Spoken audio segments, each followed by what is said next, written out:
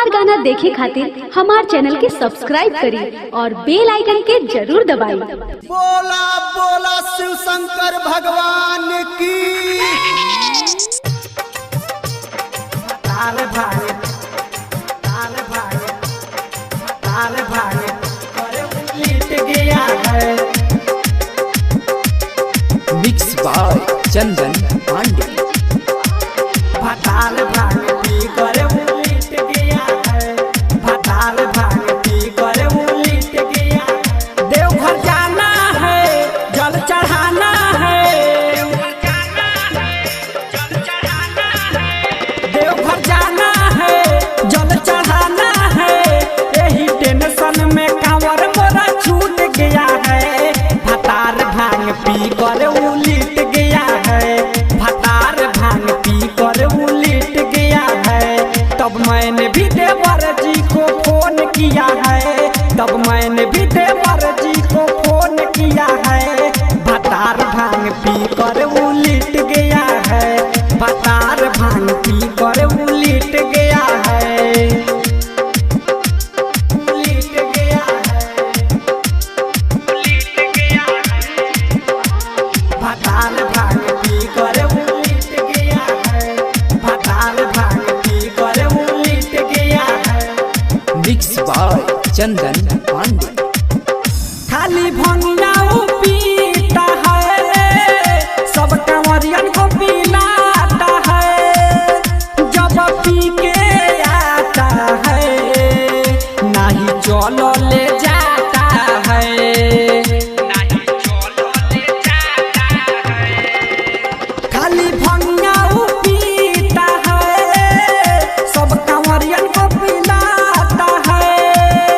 जब पी के आता है, नहीं चलो ले जाता है। टेंशन बड़ा है, दुख में पड़ा है। बीच रहिया में जाकर पलट गया है। भटार भांग पी कर लेट गया है। भटार भांग पी कर लेट गया है। तब मैंने भी देवर जी को फोन किया है। तब मैंने भी देवर जी को फोन किया है। भटार भांग पी कर लेट गया है। भटार भांग पी कर लेट गया है। लेट गया है। लेट गया है। भटार भांग पी कर लेट गया है। भटार भांग पी कर लेट गया है। Mix by Chandan Pandey. बाबा पारे लगाएंगे, अब देवघर जाएंगे।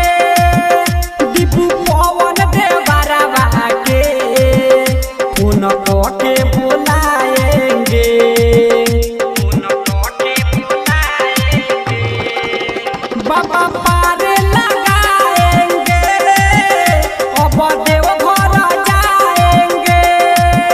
दीपू पवन देवरवा के फोन के बुलाएंगे।